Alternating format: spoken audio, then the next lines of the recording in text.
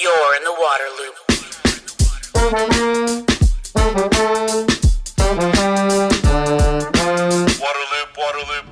Welcome to Waterloop, the nonprofit news outlet exploring solutions for sustainability and equity in water. I'm the host, Travis Loop. Waterloop. A polluted childhood river, a powerful cultural connection, and a national movement to protect clean water.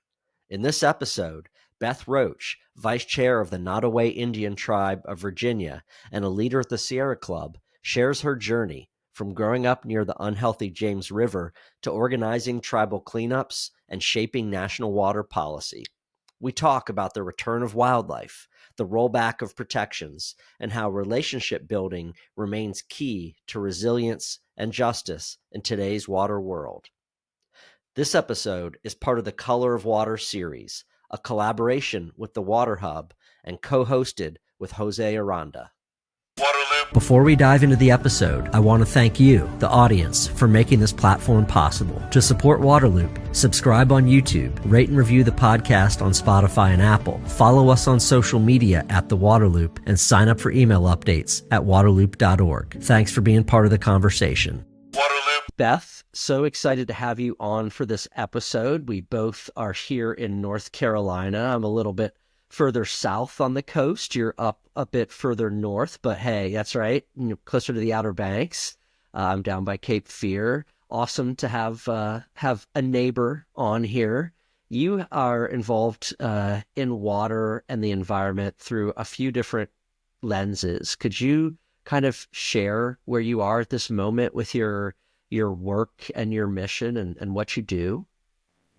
Sure. Nottoway. Thank you, Travis. I'll start with the traditional Nottoway greeting. So, Dwa Askanaha, Kase Beth Roach. So I'm saying hello. I'm so happy to be here. I'm greeting all of you all. And my name is Beth Roach. I'm Vice Chair of the Nottoway Indian Tribe of Virginia Tribal Council. I've been leading our Nottoway Water and Lands Initiative now for over 15 years. And I also work for the Sierra Club as the National Water Conservation Campaign Manager, and a project that I'm really excited about is it's called Tribal Coastal Resilience Connections. So a few different layers that I'm really thrilled to be here to chat about. Thank you so much for having me. Awesome. Thank you so much for being here. And yeah, looking forward to hearing more about your projects and your work. But before that, can you share how did you got into working with water issues? How did that start for you? Absolutely. It starts on the day I was born. It starts along the shorelines of the James River. So born and raised in Virginia, in a county called Surrey, which is across the James River from Jamestown and Williamsburg. Would like to also say ground zero of colonization, and just very historic. Also, interestingly, there's a watershed that bisects the county. So you'll hear me talk about the Chesapeake Bay watershed. You'll hear me talk about the Albemarle-Pamlico watershed as well. But why I start at the James River, I was born when the river was completely shut down to fishing. There was a complete ban on fishing for most of the 80s. And this was due to a toxic nerve agent called ketone that had been devastatingly just dumped into the James River from upstream Hopewell, where there are a lot of factories, and that contamination just decimated the ecosystem. Not only that, cities like Richmond and Petersburg were using the rivers as their sewers. And so in the late 70s, the James River was a complete and utter just failing ecosystem. But, being born and raised by the river, we are water people. So my family often recreated by the river. My grandmother's house is nearby. You can see the Jamestown Island, the fort right across the waters from us. And, I can still hear my aunts and my grandmother and my mother yelling at us while we're swimming, "Don't drink the water." Like, not don't swim in the water. We still swam in the water. It was where we had fun. But definitely don't drink the water. We didn't see eagles. We didn't see great blue heron. Even though sturgeon were historically there, nobody had seen a sturgeon in many years. And so that was my childhood. I grew up in a place that was so historically known, the James River, but yet was in such bad shape. But because I was born in the early 80s, that's just a few years after the passage of the Clean Water Act. And so, through my childhood and into my teenage years, I saw the direct impacts of what large-scale federal protections can do. I saw the river rebound. We saw eagles start to return. Now they're competing for territory. We have great blue heron rookeries all up and down the river, and the sturgeon have magnificently returned. I've seen over 50 and just with my own eyes. And so I know that there's a lot that can happen. And so that's definitely what got me into the work that I do today. Well, that's awesome. We're both in North Carolina now, but I grew up in the Chesapeake Bay watershed and worked on Chesapeake Bay restoration. So I can appreciate and am familiar with a lot of that rebound that's happened, not just in your area, but a lot of those tributaries of the bay where so much effort has been put in for the past 20, 30, 40 years. It's amazing how nature can heal itself, right? Like, there's been a lot of time where all these actions have been put in place, all these conservation measures or whatever it might be, but it took a while for nature to respond. And I think now it's exciting to see like the water quality improving and the underwater grasses coming back and oysters doing well and crabs and all the other critters. That's awesome. I'd love to hear more about your tribe and the Nottoway and your I guess work as a tribe and what you're focused on when it comes to water, how you do that type of work as an Indigenous peoples. Yeah. Thanks, Travis. So I think the next chapter of How Did You Become a Water Advocate began really right around what you're mentioning, the Chesapeake Bay watershed. We saw such a big rebound. And the unique thing about where I'm from is truly it feels as though I have one foot in the Chesapeake Bay watershed and I have another foot in the Albemarle-Pamlico. And I grew up right on the watershed line. That is very significant because those Chesapeake Bay regulations that apply to the Bay states are very stringent. And if you are not a Bay state, then there are weaker laws that govern things like how can you log a wetland? Can you log a wetland? So what does that mean to us? Really, cypress swamps. How many trees or how much of a riparian buffer, that strip of land between the water and the land that helps to capture our runoff, how much of that can you log? And this was called into question in how do we say it was 2010. Are we suddenly? I always am like the 2010s, the 20 teens. I always wonder, and there's something weird for the decade before that, like the 20 aughts. Have you heard? Yeah. I don't know, but around 2010. Great. So around 2010, there was a coal plant proposed for the headwaters of the Blackwater River.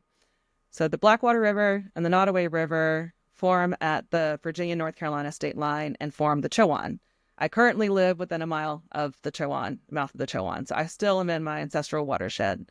But that's significant because these headwaters are right beside, near enough, Hampton Roads and the greater Richmond area. So this coal plant was very strategically placed at the headwaters of our Blackwater River because they could get away with more development and more pollution in that way. And at that time, I'd known about Sierra Club, but I'd never encountered Sierra Club. And this was also before environmental justice was really a common term. And so we knew that we needed to do something, but we didn't know how to organize. We didn't know really where to go to. We needed help. And I was so struck by groups like the Sierra Club, Appalachian Voices, Chesapeake Climate Action Network that came into our communities and said, okay, we're going to help you figure these things out. So thankfully, that time we were able to shut down the coal plant. It did not happen. But what that did was truly open my eyes to just the threats that could come and the lack of knowledge that we have in terms of policy. How does my tribe show up? What laws and regulations do we have any kind of power over or say in? Not surprising at that time, especially, there was none. We had just gotten state recognition. And so we had, we're beginning to be our own community outside of doing heavy lobbying in Richmond. And So that definitely opened my eyes to there is a need for us to figure the stuff out.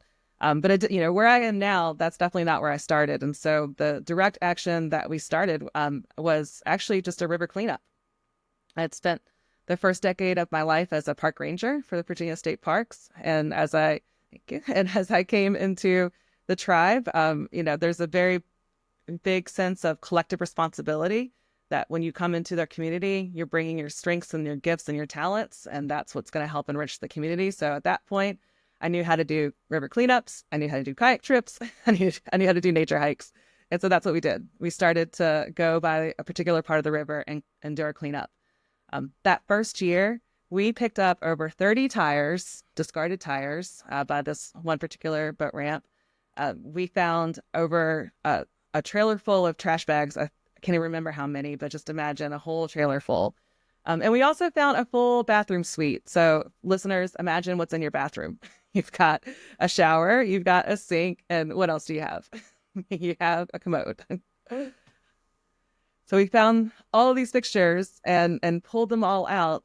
And that, was our first initial cleanup, where after year after that, we would go and it would be a little bit lighter trash because we'd already done the big trash cleanup. And these cleanups helped us just reconnect it to the river.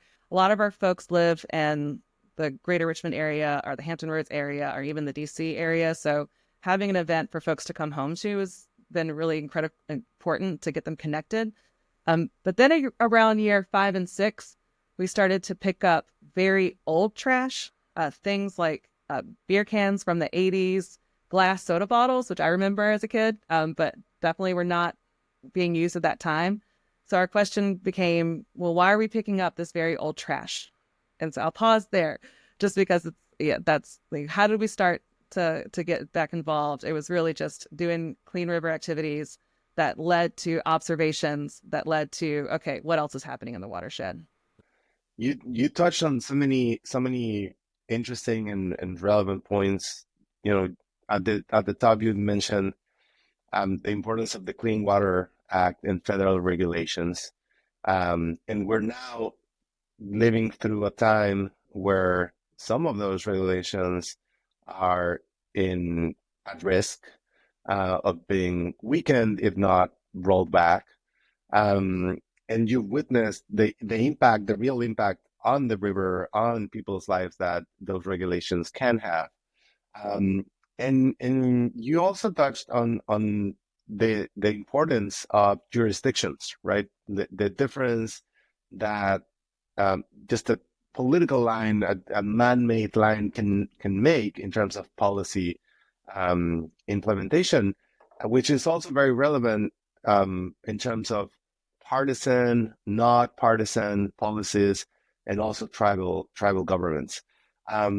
So in all of that, what are some projects or solutions of nonpartisan collaboration and Indigenous and government and public collaboration that you've seen are inspiring to you and everyone? Excellent question.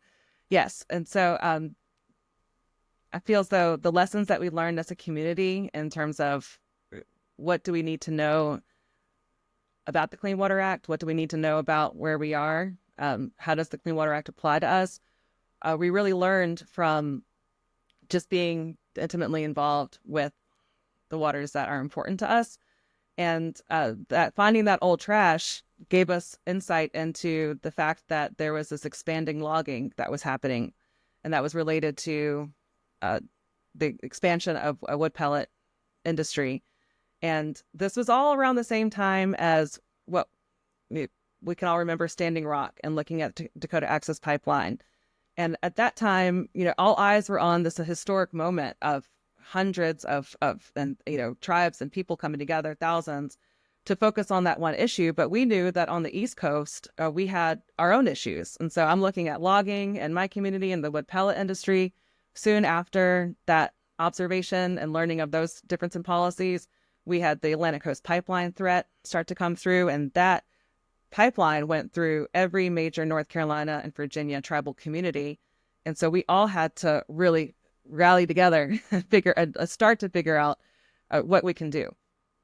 So the solution that we came up with uh, evolved into what we're calling the Tribal Coastal Resilience Connections project.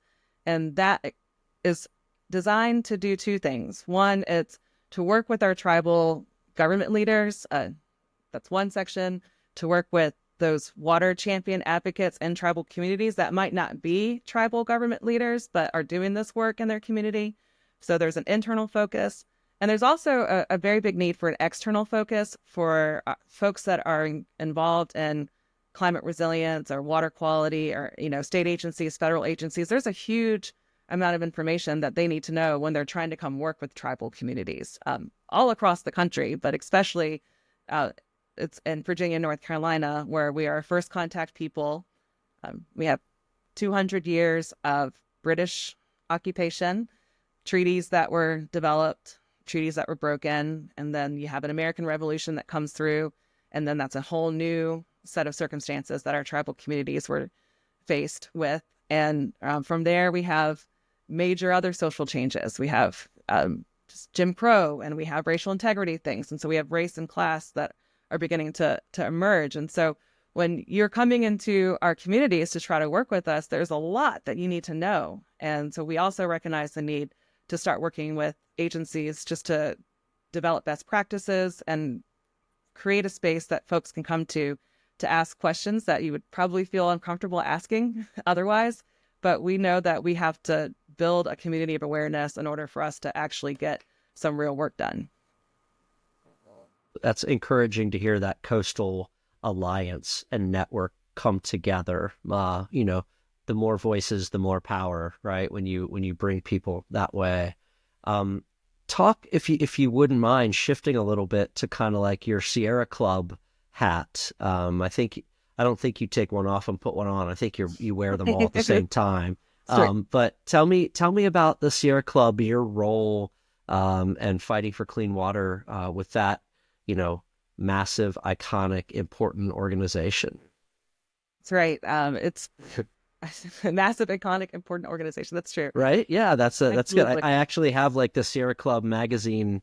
I get that to my house. So just to let you know, shout out there. Excellent. Appreciate that. Thank you. Yeah, I'm so fortunate. I mean, my story with Sierra Club is truly that ideal ladder of engagement that we hear about in organizing, where I'd known about them. And then when they came in to help us so many years ago, it was such a relief to have somebody come and help us. And I became a member and got very familiar with the Virginia chapter. I served on the Virginia Council of Environmental Justice under Governor Northam and Governor McAuliffe. Got to know our chapter folks really well in that space. And so it just really became embedded in the environmental movement, really starting, once you start as an advocate, once you clock in and you don't really clock out it's just a part of it becomes a part of who you are. And so I was fortunate in 2019 to be able to join the Virginia chapter while I was getting this Tribal Coastal Resilience project off the ground. And so I worked part-time for the chapter, and I had just a chance meeting with somebody from National who heard about my Tribal Coastal Resilience work and thought, well, this is something that's really interesting, and this is a model that perhaps we can scale up. So it was 3 years ago that I was pulled into that national level, where Sierra Club, has been doing this work for 140 years, and there's 100 local groups, 64 chapters, 2 million members. There's water work happening throughout the Sierra Club. It's such a, y'all know this, but there's just so many different water issues that are happening. It's hard to corral all that in. So I've got the dubious honor. I don't know if that's what we call it. I don't know how we would describe it, but my work on the Sierra Club national level now has grown to be one looking at how do we help protect the Clean Water Act. So it's evolved to really respond to the Supreme Court decision of Sackett versus EPA, which of course stripped protections of streams and wetlands across majority of the country. So we're looking at that as a nationwide lens. Sierra Club has been very supportive of the Tribal Coastal Resilience Project, and so I'm still able to lead this work, but I've also been able to develop an Indigenous affinity group throughout the Sierra Club, So that's pulling together Native staff, and we work together on issues. We've also developed internally in Sierra Club a tribal co-stewardship and management policy that is out for comment now for our membership body. We've been working on that for 3 years, and that is some guidance that helps our chapters discern when and how to show up and work with tribal communities. And so we're very proud of that. And to merge my Protect Our Waters national work, I'm working with the Clean Water for All Coalition to develop a tribal waters working group within that space, similar to what we're doing in the Tribal Coasters Resilience work, recognizing that we have different needs, we have a different conversation than other stakeholders, and we need our own protected space to work on those things together. So very excited that we're able to elevate and scale these things up at this time where there's a lot of uncertainty, and we absolutely need to help each other out. This is a very interesting and challenging time, in part because more and more organizations and institutions reckon with their racist heritage, and the Sierra Club is no exception, right? There's been more recent awareness about John Muir and his views as one of the founders of the Sierra Club, that were, very racist, and also not just like erasing Native people from the landscape, or erasing them from the consideration of how you approach nature conservation and management.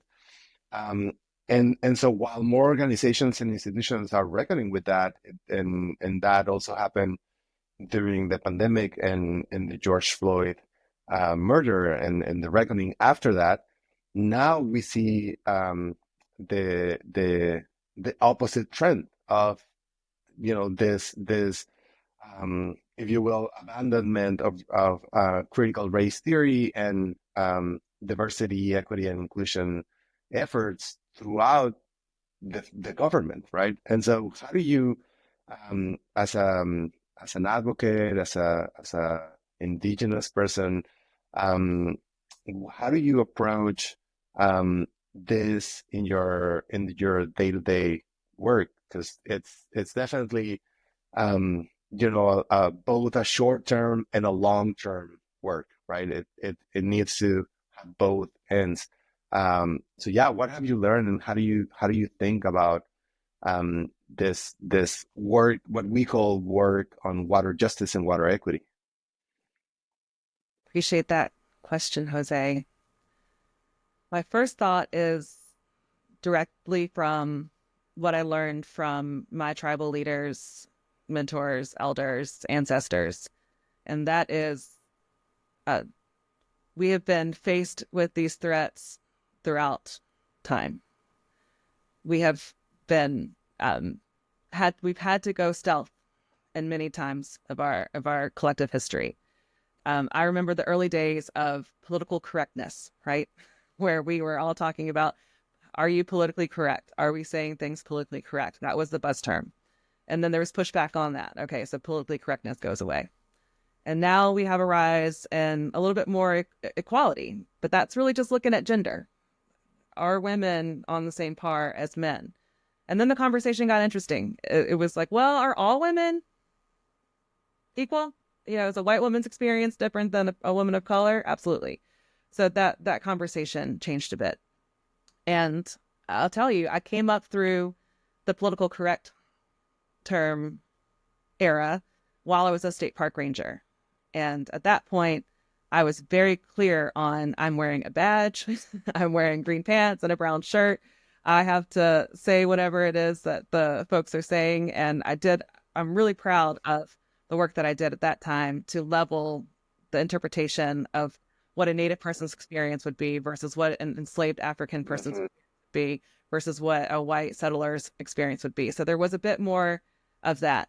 I took a step back and did some other jobs in conservation and nonprofit, and then I returned to Virginia State Parks, and it was during now the push and DEI and what struck me so much is that internal tension between those who were like, yes, this is a great idea. Of course, we're going to include these voices, versus those that were really mad about it and did not want to take these initiatives up and were actively pushing back or even subvertly pushing back on this. And so there's such a mixed bag.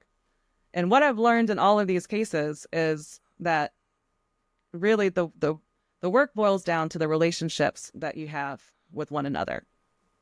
And there are going to be times when we're going to have that momentum nationally where we're going to see the DEI initiatives go strongly and we're going to be able to charge forward.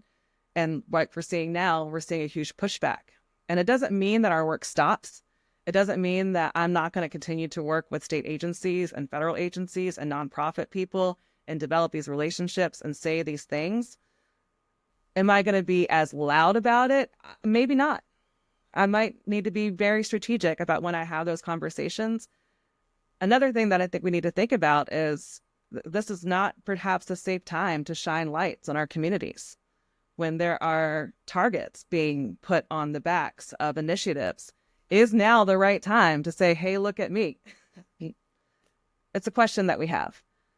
So the solution that we are coming up with is, one, just to stay in a relationship with each other, to develop those relationships and continue to do the work, and just know that we're going to push back on this. Our society will push back on this. And when that day comes, it might not say DEI, it'll be something else, but then we'll be able to come back strong for that. So we know the pendulum swings both ways. We have to keep doing our work, and whether we are shouting from the rooftops or whether we are doing it discreetly, we're going to get to the same place. Well, that's a really wise perspective and thoughtful analysis during a time of chaos and strife and emotion right now, right?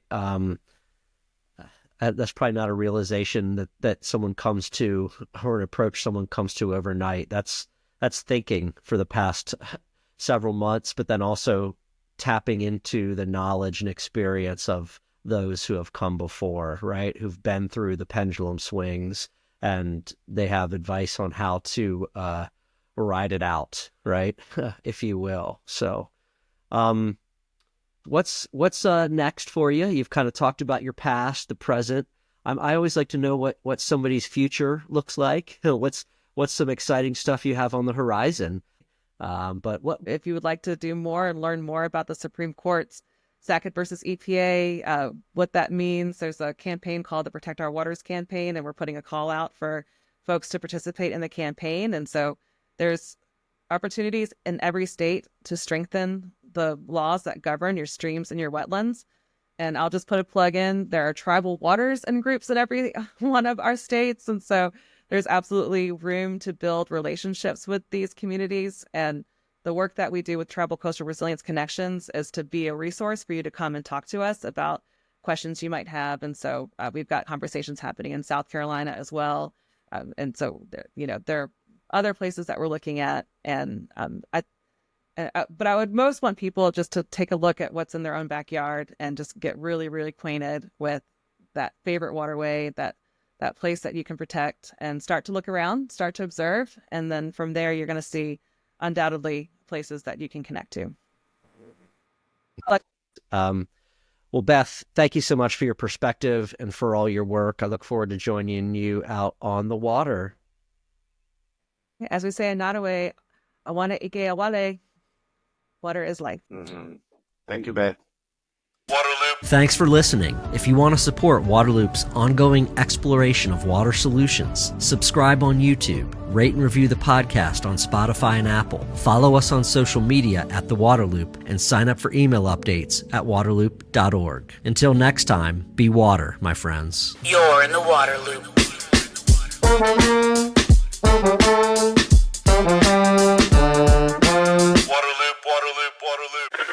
You're in the Waterloop.